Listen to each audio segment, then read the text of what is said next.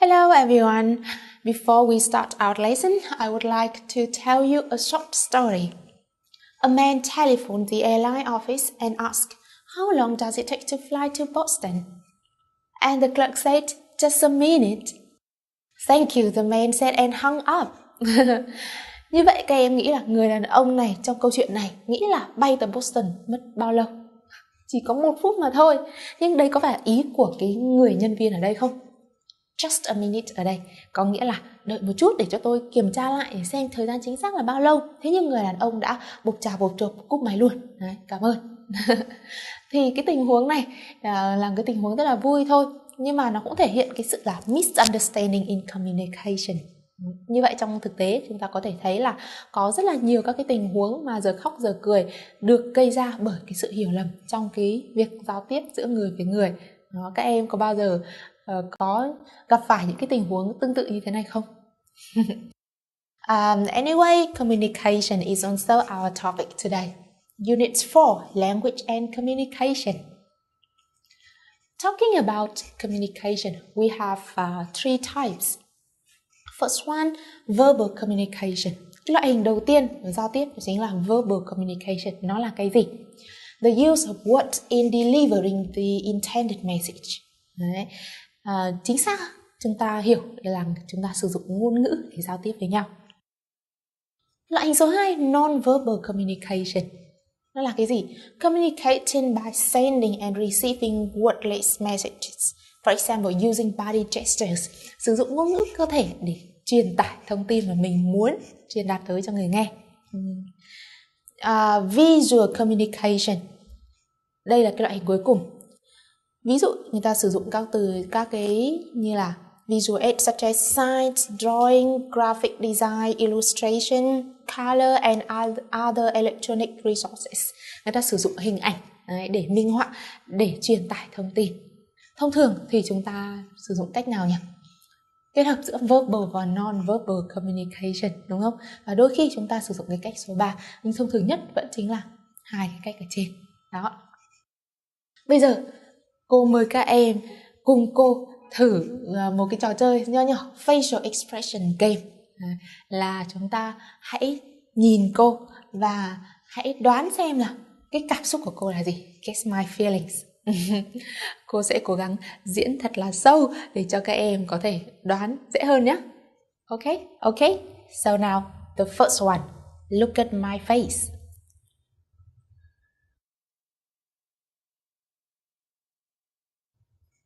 So, what is my feeling? Anger. Cô đang vô cùng là giận dữ. Number 2. Focus.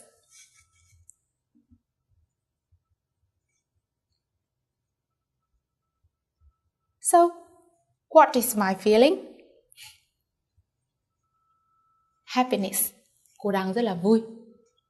Next one, number 3.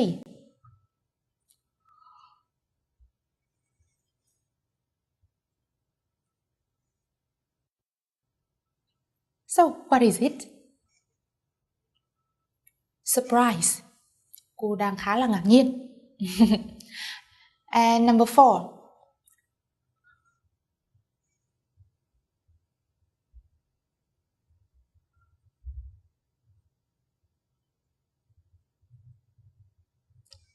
So, what is it?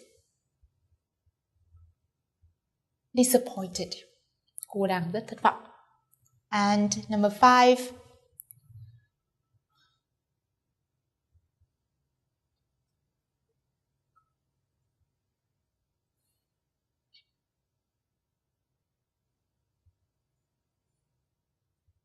So what is it? Sadness. Cô đang rất là buồn. And number 6.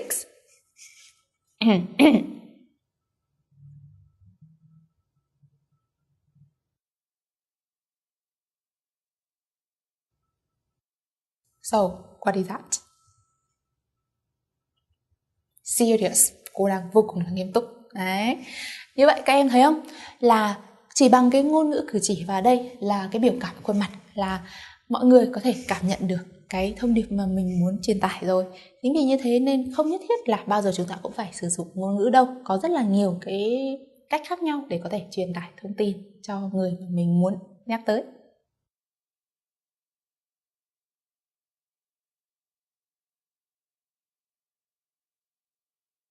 Okay, now let's move to the listening practice. Exercise number 1. What is the question? Which area represents the languages the lecturer will concentrate on? Đây, câu hỏi chính là người ta hỏi cái khu vực nào mà thể hiện các cái ngôn ngữ mà người nói, lecturer ở đây là người nói, speaker sẽ concentrate on. Cái cụm từ concentrate on nghĩa là gì nhỉ các em? Chính là focus on hay là will mainly talk about, tập trung vào. Đấy. Thì ở đây chúng ta thấy là câu hỏi này có liên quan đến một cái bản đồ và chúng ta sẽ phải chọn A, B, C tương ứng với các cái vùng miền, tương ứng với các cái ngôn ngữ được nói ở các cái vùng miền. Thì đối với các cái bài mà có liên quan đến bản đồ, trước tiên bao giờ chúng ta cũng phải xác định xem là các cái hướng của nó ở chỗ nào đã. Tây Bắc, Đông Nam nhá. Thì ở đây là hướng gì nhỉ? North này. Đây là South, phía Nam này. Tây ở đây là West. Ở đây là East, là Đông. Đấy, Tây Bắc Đông Nam cứ thế để cho chúng ta xác định được cụ thể tốt hơn. Cái khu vực ở phía lùi ra đằng này sẽ là gì nhỉ? South West. Ở đây sẽ là gì nào? North West. Đấy, những cái khu vực trung chiêng thì người ta có thể sử dụng kết hợp giữa cả hai. Ở giữa cái khu vực ví dụ như Tây Bắc mà đây, Đông Nam gì đó thì chúng ta phải để ý. Thì ở đây 3 khu vực tương ứng với 3 màu.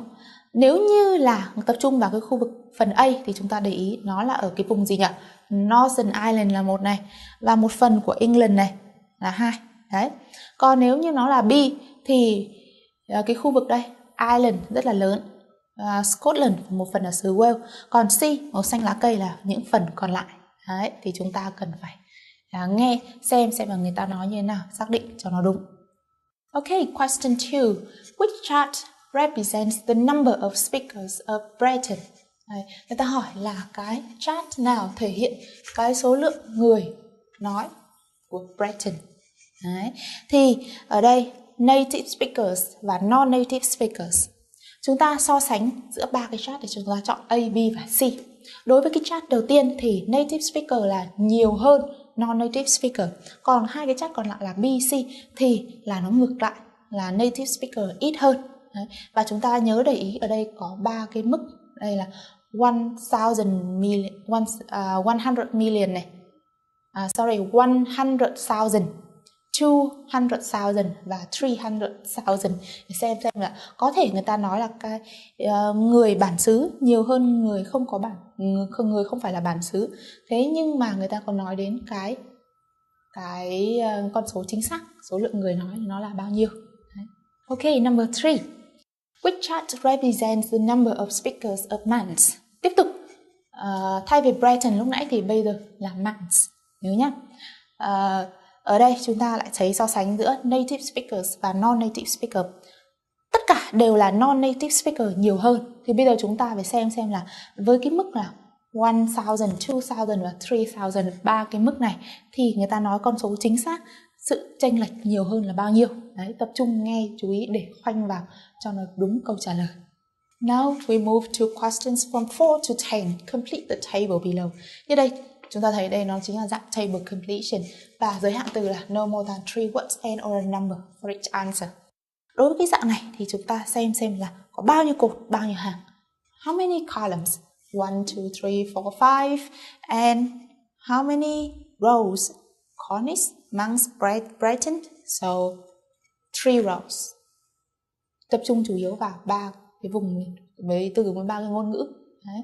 Và mỗi một cái vùng miền ngôn ngữ thì sẽ nói tới 4 đặc điểm là decline, revival, official status và UNESCO status.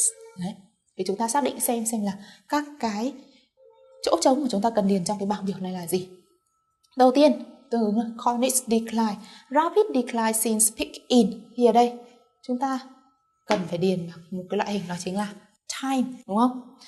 Tiếp theo đến vẫn là trong cái mục của Cornish về official status. Đấy, về cái khía cạnh số 3 này là recognized as the UK in 2002. Đấy. Thì ở đây chúng ta xác định nó lại từ gì nhỉ? Vậy thông tin có thể nó là danh từ bởi vì những thông tin xung quanh. Ok. Tiếp theo này, number 6. Died in. Thì ở đây nó cũng là danh từ, nhưng mà phải die thì thường là gì nhỉ? People, chỉ người. Đấy. Number 7. Ở đây cũng là trong cái mục về monks.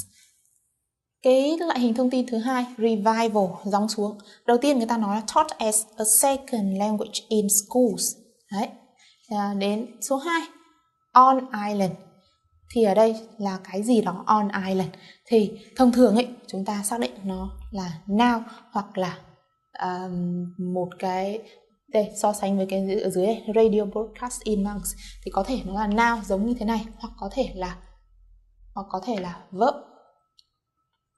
verb phrase, cụm động từ hoặc là now. Đấy, loại hình thông tin. Tiếp theo, number 8. Large decrease in number in.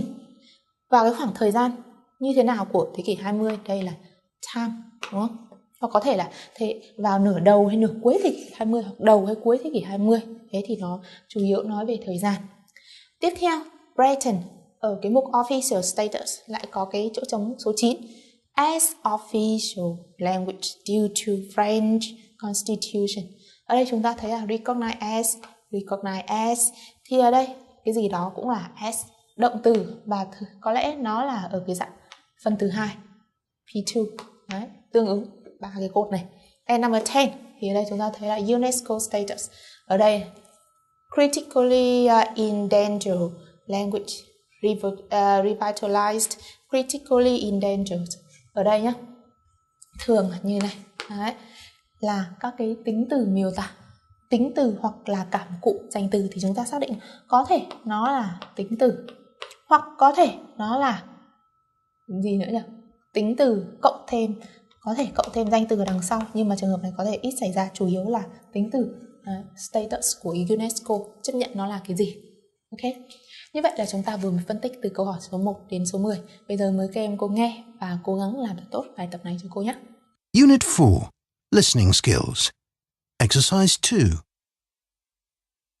Today's lecture is the first in a series of lectures about minority languages.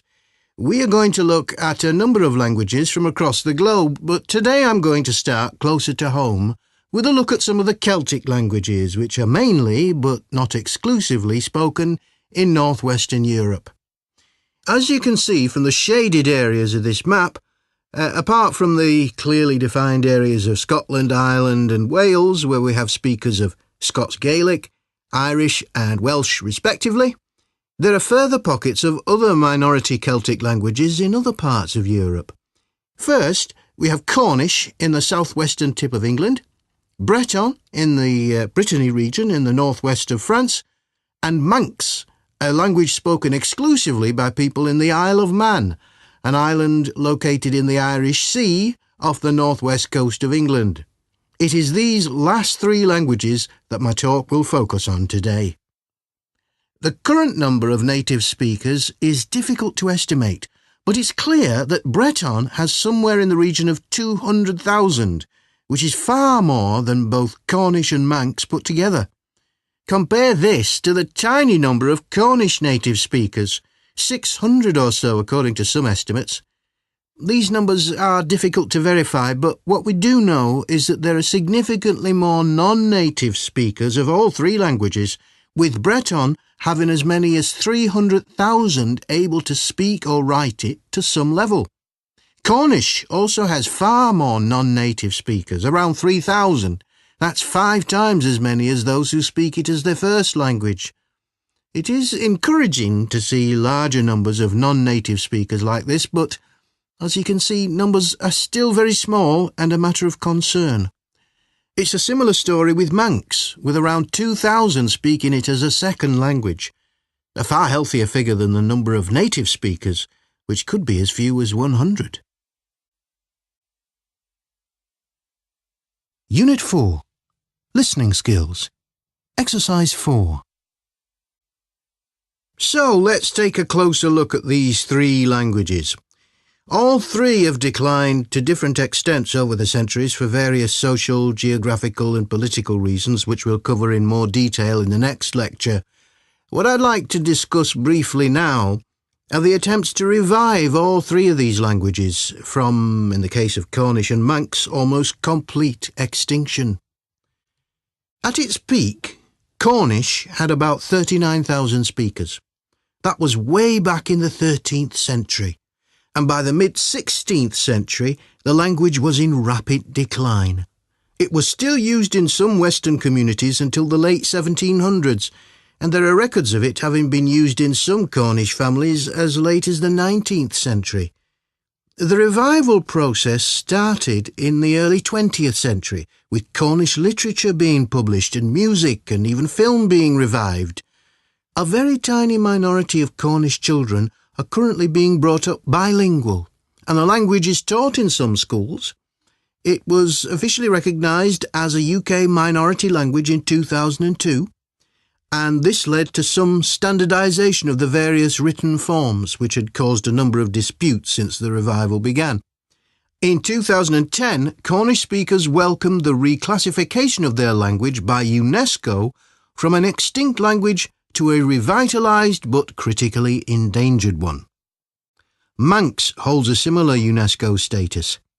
It suffered a steep decline during the 1800s in favour of English, which was regarded with much greater prestige, and by the 1920s only a tiny percentage of islanders claimed to speak it.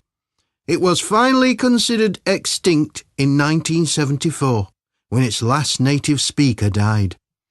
Since then, there has been a revival on the Isle of Man, which has been helped by the amount of written and audio material available. Manx is now taught as a second language in all the island's schools, and there are now a number of children who can be classed as native speakers. The island has also seen increased signage, and Radio Manx broadcasts a number of programmes in the traditional language. Since 1985, it has held official language status in the Isle of Man, alongside English.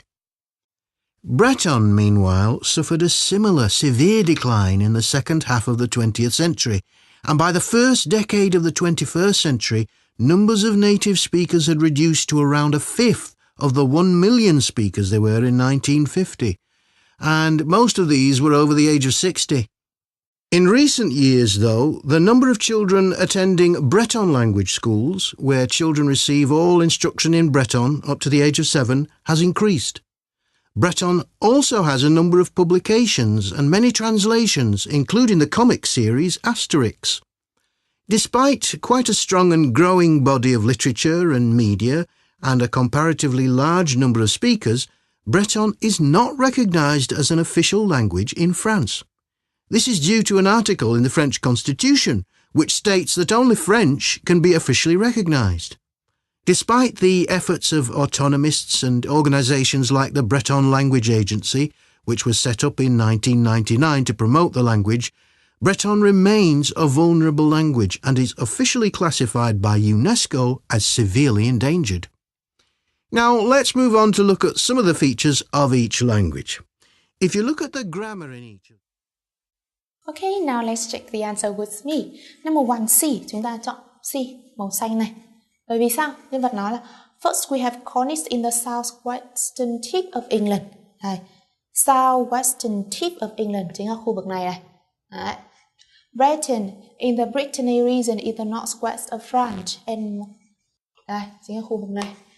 And Manx, a language spoken exclusively by people in the Isles of Manx, an island located in the Irish Sea of the northwest coast of England. It is last three languages that my talk will focus today. Will focus là will concentrate on, thì chính là cái ngôn ngữ này người ta sẽ đề cập tới. Như vậy câu trả lời là C. Number 2, the answer is B. Tại vì sao?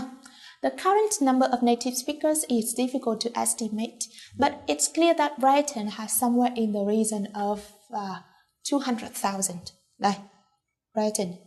Đây. There are significantly more non-native speakers. More non-native speakers. Đây chính là more. Of all three languages, with Britain having as many as 300,000. Đây chính là non-native speaker thì ở mức 300,000. Như vậy, Câu trả lời chính là B. Okay, number 3. The answer is A. It's a similar story with monks, with around 2,000 speaking it as a second language. Second language thì nó bằng với cả non-native speaker. Đấy. Người nói như ngôn ngữ thứ hai thì nó không phải là non-native speaker. Thì nó khoảng 2.000. A far healthier figure than the number of native speakers, which could be as few as 100. Đây, thì cái khu vực này ở đây chính là khoảng 100 thôi, rất là ít thôi là native speakers. Như vậy chúng ta chọn đáp án câu số 3 chính là A. Number 4, the answer is 13th century. The speaker said that was way back in the 13th century, and by the mid-16th century, the language was in rapid decline. Đấy, thì rapid decline người ta nhắc tới ở đây là since peak in, chính là 13th century. Number 5, the answer is minority language. Bởi vì sao? Nhân vật nói, it was officially recognized as a UK minority language in 2002, and this led to some standardization of the various written forms, which had caused a number of disputes since the revival began. Đấy. Thì ở đây người ta officially recognized as a UK, hay là đây chính là cái thông tin xung quanh cái chỗ trống cần điền vào năm 02, thì ở giữa nó chỗ trống đây chính là minority language. Tiếp theo, number 6, the answer is last native speaker. Tại sao? It was finally considered extinct in 1974 when its last native speaker died. Đấy, thì who died chính là last native speaker, thì chúng ta điền vào đây. Number 6. Number 7, increased signage. The island has also seen increased signage and radio monks broadcast a number of programs in the traditional language. On island, chuyện gì xảy ra? Chính là seen increased signage. Đáp án. Number 8, the answer is second half. Because the speaker said Britain meanwhile suffered a similar severe decline in the second half of the 20th century. Đấy, thì ở đây chính là large decrease hay là decline một cách severe, bằng nhau, cụm từ này bằng nhau. In numbers, in cái gì đó của thế kỷ 20 thì chính là second half. Câu số 8. And number 9, the answer is not recognized. Because the speaker said, despite quite a strong and growing body of literature and media and a comparatively large number of speakers, Breton is not recognized as an official language in France. Ở đây là as official due to French Constitution, hay là nhắc tới cái khu vực đất nước Pháp thì nó làm sao nhỉ? Nó không được công nhận. Đấy, thì không được công nhận như là cái ngôn ngữ chính thức, thì chúng ta xác định câu số 9 là not recognized. Đấy. And number 10, the answer is severely endangered. Because the speaker said Breton remains a vulnerable language and is officially classified by UNESCO as severely endangered. Đấy. Thì UNESCO status ở đây chính là severely endangered. Okay?